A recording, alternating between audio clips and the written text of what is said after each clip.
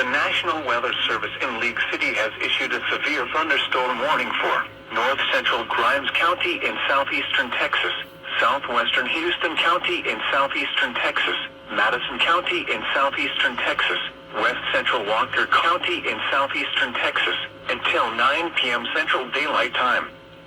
At 8:09 p.m. Central Daylight Time, a severe thunderstorm was located near Fort Boggy State Park, or 11 miles northwest of Madisonville, moving southeast at 35 miles per hour. Hazard, 2-inch hail and 60 miles per hour wind gusts.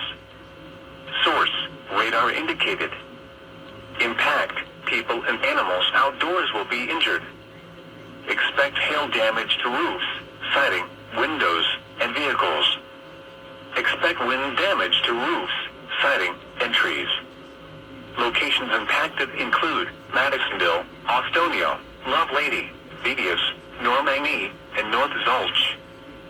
For your protection, move to an interior room on the lowest floor of a building.